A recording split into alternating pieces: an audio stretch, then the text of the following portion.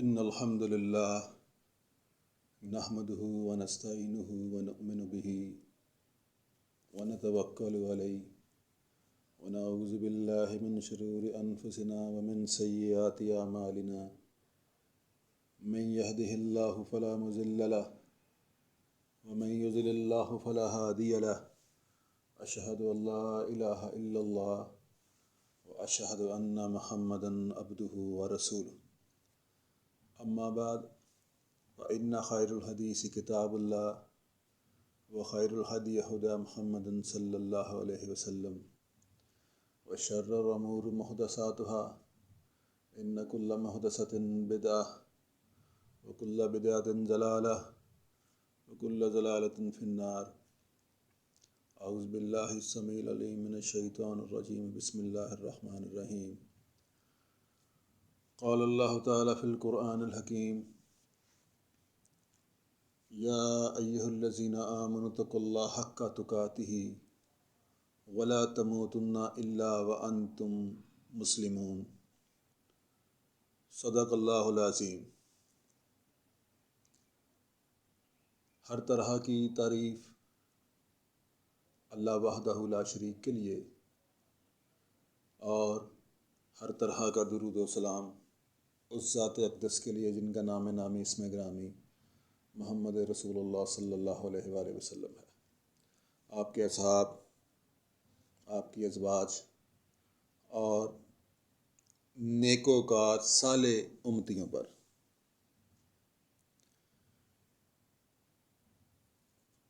خطبے کا موضوع جو ہے وہ جیسا کہ قرآن کریم کی آیت تلاوت کی، جس میں اللہ تعالیٰ نے یہ فرمایا ہے کہ یا ایھا الذین آمنوا اتقوا اللہ حق تقاتہ ولا تموتن الا وانتم مسلمون. اے لوگو جو ایمان لائے ہو، اللہ سے ڈرو جس طرح سے اس سے ڈرنے کا حق ہے، اور تم کو موت نہ آئے مگر تم مسلمان ہونا، مسلمون فرما برداری کی حالت میں ہونا. اس میں دو چیزیں آئیں، ایک ایمان والوں کو مخاطب کیا، دوسرا تقوی، اور تیسرا مسلمون. ایمان والا، تقوی اور مسلمون. مسلم کس کو کہتے ہیں؟ قرآن کریم کو سمجھنے کے لیے محاورہ عرب کا جان لینا ایسا ہی ہے کہ جیسا آپ نے 70% قرآن کریم کو سمجھ لیا. محاورہ عرب یعنی کہ وہ زبان جس دور میں قرآن کریم نازل ہوا نا، اس دور کو آپ سمجھ لیں. کلام عرب وہ چل رہا ہے، جس کو جوہلہ عرب بھی کہتے ہیں، شاعری ہے. اس میں وہ زبان محفوظ ہے جس زبان میں قرآن کریم نازل ہوا. کیونکہ آپ لوگ جانتے ہیں کہ زمانے کے ساتھ ساتھ نا زبان جو ہے اس میں کچھ الفاظ نئے بنتے جاتے ہیں. اسلام اس کو کہتے ہیں تدریج ہو رہی ہے، یعنی کہ اس الفاظ کے کپڑے اترتے جاتے ہیں، اس میں نئے نئے شیڈ آتے ہیں. مثلاً کہ جیسے اردو ہے، آج سے 100 سال پہلے کی جو اردو ہے وہ آج کے دور میں ہم پڑھیں گے، پڑھنے والے تو کچھ سمجھ نہیں آنی. اس میں کچھ ایسے الفاظ آ جائیں گے. مثلاً میر کا ایک شعر ہے کہ سرہانے میر کے آہستہ بولو، ابھی ٹک روتے روتے سو گیا. اب اس میں یہ قدیم اردو ہے میر کی. اس میں یہ ہے کہ اس سرہانے کی بھی سمجھ آ رہی ہے، آہستہ کی بھی، بولو کی بھی. ابھی ٹک روتے روتے سو گیا. یہ جو ابھی یہ ٹک ہے نا، یہ بندے کو کچھ مشکل میں ڈالے گا، بھئی یہ کیا لفظ ہے نیا آ گیا۔ اسی شعر کو میں آج کی اردو زبان میں جب بولوں گا تو آپ دیکھیں گے وہ بالکل سمجھ آ جائے گی اس کی کہ کیا وہ کہتا ہے کہ سرہانے میر کے آہستہ بولو ابھی ذرا روتے روتے سو گیا۔ یہ جو ذرا ہے نا، یہ ٹک بھی ذرا سا ہوتا ہے، چھوٹا سا ٹک کپڑے میں لگتا ہے، ٹک ہوتا ہے ذرا سا ہوتا ہے چھوٹا سا۔ تو یہ ٹک جو ہے نا وہ بعد میں اس کا معنی ذرا بن گیا۔ تو ابھی اگر یہ شعر کو اب کوئی سنے پڑھے اسے تو اسے سمجھ نہیں آنی کہ بھئی یہ ٹک کیا ہے۔ یہ میں نے آپ کو ایسے ہی چلتے چلتے ایک مثال دی، اس سے آپ کو سمجھ آئے گی کہ یہ زبان چیز کیا ہوتی ہے۔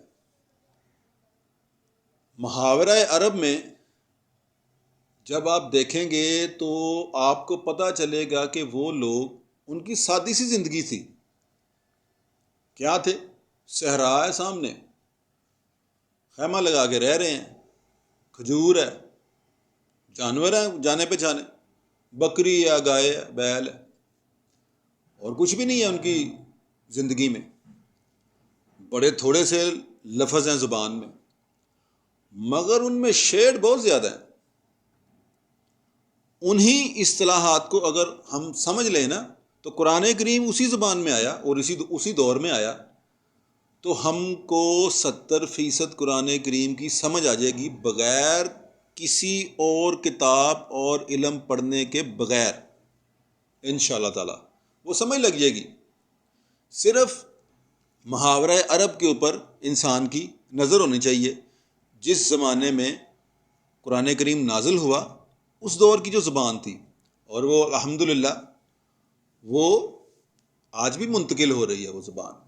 قرآن کریم میں کوئی بھی شاذ لفظ نہیں ہے، ایسا نہیں ہے کوئی جو اس زمانے میں بولا جا رہا ہو اور آج وہ متروک ہو گیا، آج وہ بولے نہیں جا رہا، رک گیا۔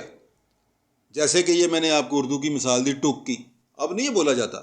عربی زبان میں قرآن کریم میں کوئی ایسا لفظ ایسا موجود نہیں ہے جو آج بولا نہ جاتا ہو، اور اس کے معنی بھی وہی ہیں جو قرآن کریم میں ہیں، وہ بولے جا رہے ہیں۔ تو قرآن کریم کو سمجھنے کے لیے ان چیزوں کا جان لینا اشہد ضروری ہے۔ اور قرآن کریم دنیا کی واحد کتاب ہے جس کو قولی تواتر حاصل ہے۔ قولی تواتر مطلب کہ جس دور میں قرآن کریم نازل ہوا حضرت محمد مصطفیٰ صلی اللہ علیہ وآلہ وسلم پر، تو آپ نے جب تلاوت فرمائی نا کہ الحمدللہ رب العالمین الرحمن الرحیم مالک یوم الدین ایاک نعبد و ایاک نستعین اہدنا الصراط المستقیم صراط الذین انعمت علیہم غیر المغضوب علیہم ولا الضالین، آمین۔ یہ لفظ پیارے آقا کی زبان اطہر سے جب نکلے نا، اس کے بعد سے لے کر آج تک یہ مسلسل پڑھے جا رہے ہیں۔ اس کو کہتے ہیں قولی تواتر۔ مثلا آپ کسی مدرسے میں چلے جائیں تو وہاں پہ آپ دیکھیں گے کہ جو بچے پڑھ رہے ہوں گے، کوئی پہلا سپارہ پڑھ رہا ہوگا، کوئی تیسرا، کوئی چوتھا، کوئی 20واں، کوئی 25واں، کوئی 30واں، اور ایسے کرتے کرتے 30 کے 30 سپارے اسی ایک مدرسے میں پڑھے جا رہے ہیں۔ جب وہ پڑھے جا رہے ہیں نا، اس کو کہتے ہیں قولی تواتر۔ ایک مدرسے کا یہ حال ہے، اور اس کے اوپر اللہ تعالیٰ نے اس طرح سے لگا دیا ہے کہ اس کی ایک مثال رمضان شریف میں آتی ہے کہ امام صاحب تراویح میں قرآن کریم کی تلاوت کر رہے ہوتے ہیں، اور وہ ایک چھوٹی سی غلطی کرتے ہیں، زیر زبر کی کرتے نہیں ہیں، ہو جاتی ہے، پیچھے سے 10 بندے بولتے ہیں اسی ٹائم، لقمہ کہتے ہیں اسے، وہ دیتا ہے پیچھے سے، وہ اسپیشل بندہ کھڑا ہوتا ہے، اس کی ڈیوٹی ہوتی ہے کہ اگر کوئی غلطی ہو جائے صاحبن تو وہ پیچھے سے وہ بتائے، اور وہ بتاتے ہیں۔ یعنی کہ زیر زبر کی بھی غلطی جو ہے وہ الحمدللہ وہ پکڑی جاتی ہے۔ اللہ تعالیٰ نے ایسا اس کا انتظام کیا۔ اسی طرح اس میں جتنے بھی الفاظ اصطلاحات آئی ہیں نا، وہ بھی آج الحمدللہ ویسی کی ویسی منتقل ہو رہی ہیں اور قیامت تک ہوتی جائیں گی. یہ اللہ تعالیٰ کا ایک منصوبہ ہے، اس کی ایک شان ہے، اس نے یہ انتظام کر دیا ہے اور یہ الحمدللہ ہو رہا ہے. اسی لیے مسلمانوں کو قرآن کریم کو سمجھنے کے لیے کسی اور کتاب کی ضرورت نہیں ہے. میں دوبارہ کہہ دوں کہ قرآن کریم کو سمجھنے کے لیے کسی اور دوسری کتاب کی ضرورت سرے سے ہے ہی نہیں. یہ بات کچھ آپ کو حیرت میں ڈال سکتی ہے کہ بھی یہ کیا بات ہوئی، اور بات یہی ہے کہ قرآن کریم کو سمجھنے کے لیے کسی دوسری کتاب کی ضرورت نہیں ہے. قرآن کریم اپنی تفصیل جو ہے نا وہ خود کرتا ہے، وہ محتاج نہیں ہے. الحمدللہ زی انزل علی عبدہ الکتاب ولم یجعل لہ عوجا قیما لینذر بأسا شدید، کہ وہ والی کتاب ہے کہ جس میں کسی قسم کی کوئی کجی کوئی ٹیڑھا پن نہیں ہے. عوجا اور اوجا میں فرق یہ ہے، یہاں پہ لفظ عوجا آیا ہے جر کے ساتھ. عوجا اور اوجا میں فرق یہ ہے، اوجا ایسا ٹیڑھا پن جو ظاہری طور پہ نظر آ جائے. مثلا لکڑی کی لٹ ہے، وہ دیکھنے میں ٹیڑھی نظر آ رہی ہے، اس کو اوجا کہیں گے. اور عوجا کیا ہوگا کہ جیسے بانسری ہوتی ہے، بانس ہے، اس کے اندر بھی ایک سوراخ ہوتا ہے، بانسری کے اندر بھی. اب جو وہ اندر والا سوراخ ہے نا، وہ اگر ٹیڑھ ہے تو وہ کیسے پتہ چلے گا؟ تو اس کا وہ کرتے کیا تھے کہ اس سے اس سوراخ کے سائز کی لکڑی اس کے اندر ڈالتے تھے، اور اگر وہ کسی جگہ پہ پھنس جائے نا تو مطلب وہ اندر سے ٹیڑھی ہے. اس کو وہ کہتے تھے عوجا. قرآن کریم نے یہ لفظ بولا اور یہ بول کے بتا دیا کہ اس میں کسی قسم کا کوئی ایسا ٹیڑھا پن بھی نہیں ہے. ولم یجعل لہ عوجا، کسی قسم کا کوئی ٹیڑھا پن نہیں ہے. قیما لینذر بأسا شدید، سیدھی اور سلیس اتاری ہے یہ اللہ تعالیٰ نے. مسلم، تقوی، ایمان، یہ کیا چیز ہے؟ اللہ تعالیٰ نے قرآن کریم میں کئی جگہ پہ فرمایا کہ یا ایھا الذین آمنوا، یا ایھا الذین آمنوا، اے ایمان والو، اے ایمان والو، خطاب کیا. مگر ایک جگہ پہ فرمایا یا ایھا الذین آمنوا آمنوا باللہ. دیکھیں یہ کیسی بات کر دی کہ اے لوگو جو ایمان لائے ہو، آمنوا باللہ، ایمان لاؤ اللہ پر. یہ کیا بات ہے کہ ایمان والوں کو مخاطب بھی کیا اور پھر یہ بھی کہا کہ ایمان لاؤ اللہ پر اور اس کے رسول پر اور کتابوں پر اور رسولوں پر اور یوم آخرت پر. تو یہ ادھر یہ چیز ایک پیدا ہوگی کہ یہ ایمان چیز کیا ہے، ایمان کسے کہتے ہیں؟ تو حضرات، ایمان جو قرآن کریم جس کا تعارف کرواتا ہے، وہ ایمان یہ ہے کہ اللہ تعالیٰ نے قرآن کریم میں کچھ قوانین، محکم قوانین بیان فرما دیے ہیں، اور ساتھ میں اللہ تعالیٰ نے یہ بھی بیان فرما دیا ہے کہ جس قانون کو ہم بیان کر رہے ہیں اس کا رزلٹ یہ ہوگا. اب کوئی مسلم، کوئی غیر مسلم اس کو اپنا لے تو جو رزلٹ اللہ تعالیٰ نے لکھا ہے نا وہ 100% وہی نکلے گا، دوسرا رزلٹ نہیں نکل سکتا. اسی کو وہ کہتا ہے ایمان. کہ ایک تو دعویٰ کر دیا کہ جی ہم مسلمان ہیں، جیسے ہم سب کرتے ہیں، ہم مسلمان ہیں، مگر ایمان کیا چیز ہے یہ پتہ ہی نہیں ہے. وہ کسے کہتے ہیں؟ کچھ نہیں پتہ. ایمان یہ ہے کہ اللہ تعالیٰ نے ایک قانون بنا دیا کہ پانی نشیب کی طرح بہے گا، وہ ادھر ہی جائے گا. اس کی طاقت سے آپ پلانٹ بنا لیں بجلی پیدا کرنے والا، وہ بن جائے گی، کیونکہ اوپر سے جب وہ گرے گا اس میں طاقت ہے، اس نے نیچے ہی گرنا ہے، دوسری طرف وہ نہیں نکل سکتا. آگ میں یہ تاثیر پیدا کی کہ وہ حرارت دے گی. اب آگ عبد الرحمن جلا لے تو اس کا دودھ کھولنا شروع ہو جائے گا، اس کی چائے بنے گی. اور آگ عبداللہ نہ جلائے اور دودھ اوپر رکھ کے تو پورے کا پورا قرآن شریف پڑھ دے، بالکل کچھ نہیں بنے گا، دودھ ٹھنڈا رہے گا، کچھ نہیں ہوگا. اور ادھر رام داس کی چائے بن جائے گی. اس نے قانون کے اوپر عمل کیا، مسلمان نے نہیں کیا، نہیں ہوا. وہ تو قانون ہے، وہ تو محکم قانون ہے، ان کو ان میں کسی قسم کا کوئی رد و بدل نہیں ہو سکتا. اس کو کہتے ہیں ایمان. کہ ایمان قانون خداوندی کے اوپر عمل کرنے کا نام ہے. اور پھر جب اس کا رزلٹ آئے گا نا تو آپ کا ایمان بڑھے گا، آپ کو پتہ چلے گا کہ یہ ایمان چیز کیا ہے. مثلا اللہ تعالیٰ نے فرمایا یا ایھا الذین آمنوا اتقوا اللہ حق تقاتہ ولا تموتن الا وانتم مسلمون. یہ میں نے جو آیت پڑھی. اور دوسری جگہ پہ فرمایا کہ قولوا قولا سدیدا یصلح لکم اعمالکم ویغفر لکم ذنوبکم ومن یطع اللہ ورسول فقد فاز فوزا عظیما.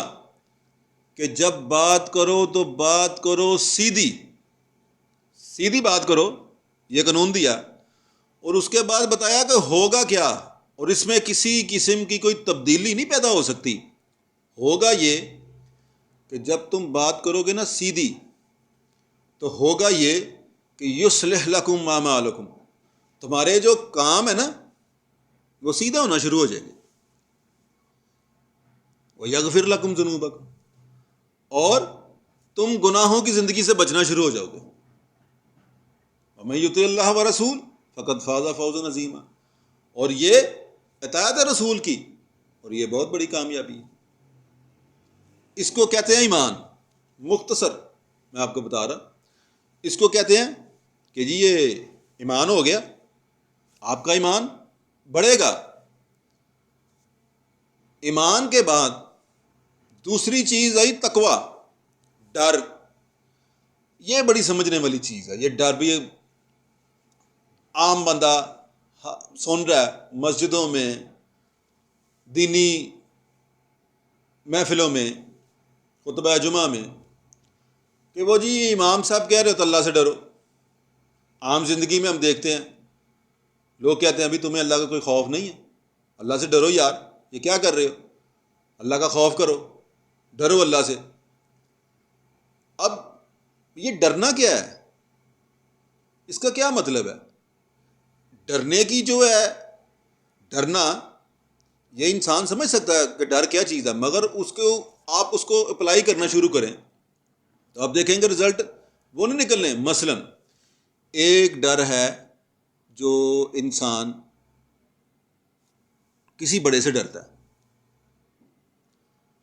اپنے والد سے ڈر لگتا ہے لڑکے کو، وہ بولیں گے یہ ڈرنا ہے. اللہ تعالیٰ نے یہ والے ڈر کے بارے میں فرمایا کہ اللہ سے ڈرو ایسے جیسے اپنے باپ سے ڈرتے ہو، تو جواب آئے گا نہیں. ایک ڈر ہے کہ انسان اندھیرے سے ڈرتا ہے، تاریکی وہ ڈرتا ہے. کیا یہ ڈر ہے جس سے اللہ نے آپ کو ڈرایا ہے؟ تو جواب آئے گا نہیں. ایک ڈر ہے جو کسی درندے سے آتا ہے جنگل میں، وہ بھی ایک ڈر ہے. قسم ہے یہ، دیکھیں اب ڈر کی قسمیں ہو رہی ہیں. ایک ڈر یہ ہے انسان جنگل سے ڈرتا ہے، وہ بھی ڈر نہیں ہے. ایک کسی بلندی پہ وہ چڑھا ہو تو نیچے گرنے سے ڈرتا ہے، خوف آئے گا نا اس کے اندر، پانی میں ڈوب نہ جاؤں، یہ ڈر ہے. موت کا ڈر ہے. اب یہ موت کا جو ڈر ہے یہ کیا ڈر ہے؟ کسی کی موت دیکھی تو ڈرنا شروع ہو گیا. قبرستان میں جانے سے ڈر رہا ہے، یہ بھی ایک ڈر ہے. ڈر کی اب قسمیں کرتے جائیں. اللہ تعالیٰ نے یہ بتایا کہ اللہ سے ڈرو. عربی میں لفظ ہے تقوی. اس کا مطلب ہوتا ہے پرہیزگاری. مطلب کہ سیدنا عمر فاروق رضی اللہ تعالیٰ عنہ انہوں نے ایک شخص کو سمجھایا کہ جب تم کسی پگڈنڈی میں چلتے ہو تو کیسے چلتے ہو. عرب کے لوگوں کو آپ نے دیکھا ہوگا، ان کا جو قومی لباس ہے نا وہ بڑا کھلا ہوتا ہے، کھلا ڈولا، ڈھیلا ڈالا سا کھلا. اور اس طرح کا کھلا سا کپڑا پہن کے اگر کسی پگڈنڈی پہ انسان چل رہا ہو اور اس کے دائیں بائیں کانٹے دار جھاڑیاں ہوں تو وہ کیسے چلے گا؟ اس شخص نے کہا بھی امیر المومنین ظاہر بات ہے وہ اپنے کپڑے کو بچے گا. آپ نے فرمایا یہی تقوی ہے، جس کا ترجمہ ڈر کرتے ہیں. عربی میں اس کو کہتے ہیں پرہیزگاری. بچنا، بچ کے چلنا، کانٹے دار جھاڑیوں سے، کانٹوں سے بچ کے چلنا، اپنے لباس کو بچانا، اس کو کہتے ہیں تقوی. قرآن کریم میں فرمایا نا اللہ تعالیٰ نے یا ایھا الذین آمنوا اتقوا اللہ حق تقاتہ، ایسے ڈرو جیسے ڈرنے کا حق ہے. اور قرآن کریم کے شروع میں اللہ تعالیٰ نے فرمایا کہ یہ وہ کتاب ہے ھدی للمتقین، ہدایت ہے.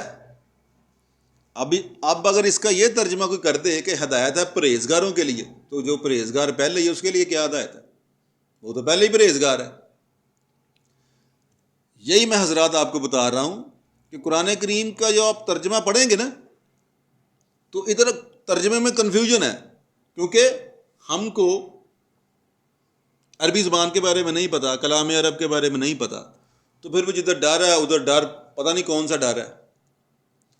پرہیزگاری یہی ہے کہ انسان زندگی میں اس نے جو زندگی گزارنی ہے نا، اس زندگی میں اسے بڑے بڑے ایسے موقع پیدا ہو جانے ہیں کہ جدھر وہ دو کام کر سکتا ہے، اچھائی بھی کر سکتا ہے، برائی بھی کر سکتا ہے.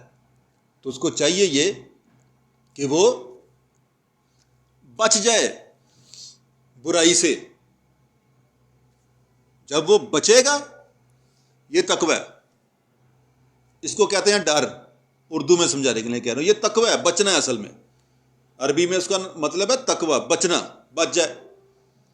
جو وہ بچے گا نا وہ متقی ہے، اور اس کے لیے اسے اسی انداز سے اپنی زندگی گزارنی پڑے گی کہ وہ بچتا رہے گا ان نشیب و فراز سے. زندگی میں بڑے بڑے ایسے معاملے اس کے ساتھ پیش آئیں گے، وہ بچے گا، اپنے آپ کو بچائے گا، پوری کوشش کرے گا. یہ کتاب اس کے لیے ہدایت ہے جو بچنے کی کوشش کرے گا. جس نے بچنا نہیں نا، اس کو اس کا پتہ بھی نہیں کتاب کا، یہ کتاب چیز کیا ہے. وہ چاہے اپنا آپ کو مسلمان کے جو مرضی کے اس کی آپ زندگی دیکھ لیں، وہ بچ نہیں سکتا. ہر ایک کے اوپر کوئی سپاہی مقرر نہیں کر سکتا کسی بھی گورنمنٹ میں. کوئی بھی حکومت یہ نہیں کر سکے گی. اور فرد کی اصلاح، ایک ایک فرد کی اصلاح گورنمنٹ کر ہی نہیں سکتی. یہ ایسے ہی ہے کہ آپ کسی سگنل پہ آپ کھڑے ہیں اور دیکھا ادھر وہ سپاہی نہیں کھڑا تو خلاف ورزی کریں سگنل کی اور نکل جائیں. اور اگر کھڑا ہے تو پھر نہیں کریں گے. پھر کیا ہے؟ پھر پتہ بھی یہ جرمانہ ہو جائے گا. اور اگر انسان کی اصلاح ہو چکی ہوگی نا، اس کو پتہ ہوگا کہ یہ تقوی چیز کیا ہے، تو ادھر کوئی کھڑا ہو یا نہ ہو وہ عمل کرے گا. اس کو کوئی ضرورت نہیں ہے کسی بندے کو دکھانے کی، وہ بس عمل کرے گا. اس نے وہ سمجھ لیا کہ یہ چیز کیا ہے، میں نے بچنا ہے. ہر چیز اپنا ایک نتیجہ پیدا کرے گی اس کی ذات کے اندر. اسی کو کہتے ہیں کہ بیلنس پرسنالٹی، توازن.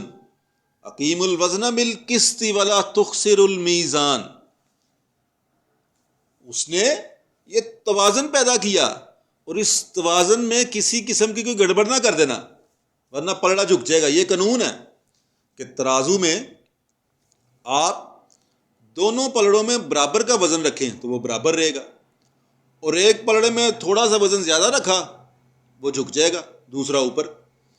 انسانی جسم میں جب توازن نہیں نہ رہتا تو پھر بڑے مسئلے پیش آتے ہیں اسے۔ یہ جو بیماری ہے نا، یہ وہی ہے کہ جسم میں توازن پیدا نہیں رہتا، بگاڑ پیدا ہو جاتا ہے اس توازن میں۔ وہ بس اس کا وہ توازن ٹھیک ہو جاتا ہے، اس کا مرض دور ہو جاتا ہے، اور کچھ بھی نہیں ہوتا۔ معاف رکھیے گا، صرف وہ توازن اس نے اپنا رکھنا ہے اور اس کو بگڑنے نہیں دینا، اور اسی کو کہتے ہیں تقویٰ۔ وہ بگڑے گا نہیں، وہ اپنے آپ کو ٹھیک رکھے گا۔ اس کو پتہ ہے کہ میری ایک ایک حرکت ایک نتیجہ پیدا کرے گی، حتیٰ کہ میرے دل میں گزرنے والا جو خیال ہے نا، اس کا بھی ایک رزلٹ ہوگا، اور اس سے آپ بچ نہیں سکتے، کیونکہ یہ اللہ کے بنائے ہوئے محکم اصول ہیں، ان کو آپ کوئی بھی نہیں بدل سکتا۔ لن تجدوا لسنت اللہ تبدیلا، کہ اللہ تعالیٰ کے کسی بھی طریقے میں کسی قسم کی کوئی تبدیلی نہیں تم دیکھو گے، اور یہ ایسا ہی ہوگا۔ آگ میں آپ انگلی ڈال دیں درد ہوگا، اور برف میں ڈالیں تو ٹھنڈک ملے گی۔ یہ نہیں ہو سکتا کہ آپ آگ میں انگلی ڈال دیں تو ٹھنڈک محسوس ہونی شروع ہو جائے، یہ نہیں ہو سکتا، اور یہ قانون وہ بدلے گا بھی نہیں، یہ ایسے ہی چلیں گے۔ شہد کو شرینی اور نمک کو نمکینی وہ اس میں رکھ دی گئی ہے، اس کو آپ بدل نہیں سکتے، چاہے آپ کچھ کر لیں، وہ نہیں بدلے گا۔ یہ اللہ کے قوانین ہیں، ان کے اوپر عمل کرنے سے آپ کی جو شخصیت ہے نا، اس میں نکھار پیدا ہوگا۔ آپ میں ساری یہ جو کنفیوژن پھیلی ہوئی ہے معاشرے میں، یہ ان کا حل واحد ایک قرآن کریم ہے۔ اس کے علاوہ دنیا میں کوئی ایسا علم نہیں ہے جو آپ کو صراط مستقیم پہ لے آئے، ورنہ یہی ہے جو معاشرے میں ہم لوگ دیکھ رہے ہیں، ایک دوسرے کو کافر کہہ رہے ہیں، ایک دوسرے کو مشرک کہہ رہے ہیں، ایک دوسرے کو جہنم میں جانے کی وہ وعیدیں سنا رہے ہیں، اور کسی کو جنت میں جانے کا سرٹیفکیٹ مل رہا ہے۔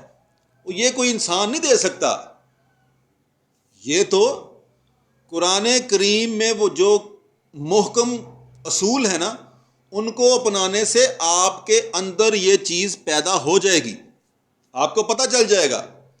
انشاءاللہ تعالی میں مختصراً آپ کو ایسی چیزوں کے بارے میں بتاتا جاؤں گا کہ جس سے آپ میں یہ کنفیوژن ہے نا، یہ دور ہوگا، اور مقصد میرا صرف اور صرف ایک ہی ہے کہ مسلمان قوم جو ہے نا، یہ قرآن کریم سے بہت دور جا چکی ہے، بہت دور جا چکی ہے، اتنی کہ دور جا چکی ہے، اور اس نے قرآن کریم کے راستے میں ایسی ایسی رکاوٹیں کھڑی کر دی ہیں، اور ان رکاوٹوں کے اوپر جو پہرا دے رہے ہیں نا، وہ مذہبی لوگ ہیں، وہ مذہبی لوگ ہیں، بڑے بڑے ان کے نام ہیں، وہ اس کے اوپر پہرا دے رہے ہیں، اس کی طرف جانے نہیں دیتے، کہتے ہیں قرآن کریم سمجھ نہیں آ سکتا، اور پھر اس کے لیے علیحدہ علیحدہ فقہ کی علیحدہ علیحدہ اپنی اصطلاحات ہیں، اپنے اپنے فتوے ہیں، اپنے اپنے امام ہیں، اپنے اپنے ان کے طریقے ہیں۔ یہ کہتے ہیں کہ جی وہ ایسے کریں گے تو پھر سمجھ آئے گی، ایسے کریں گے تو نہیں آئے گی۔ ہر ایک مسلک کے پاس اپنی ایک کتاب ہے قرآن کریم کے علاوہ، جو اس کی روشنی میں قرآن کریم کو سمجھتا ہے۔ اس کی روشنی میں آپ قرآن کریم کو نہیں سمجھ سکتے، اسی لیے تو اتنی کنفیوژن ہے۔ لوگ آپس میں، مسلمان آپس میں ایک دوسرے کو مشرک اور جہنمیوں کی خوشخبریاں دے رہے ہیں، ان کو آپس میں ایک دوسرے کو کافر کہہ رہے ہیں، ایک دوسرے کو منافق کہہ رہے ہیں، اور صرف اس کی وجہ صرف اور صرف یہ ہے کہ ہم لوگوں کو قرآن کریم کی طرف جانے نہیں دیا جا رہا۔ اگر ہم قرآن کریم کو پڑھیں گے، یہ آپ کو ویسے کا ویسا بالکل سمجھ آئے گا، مگر اس کے لیے صرف اور صرف آپ کو کوشش کرنی پڑے گی۔ قرآن کریم میں ایک ایک بات جو ہے وہ حق سچ ہے۔ وَلَقَدْ يَسَّرْنَا الْقُرْآنَ لِلذِّكْرِ فَهَلْ مِن مُدَّكِرٍ۔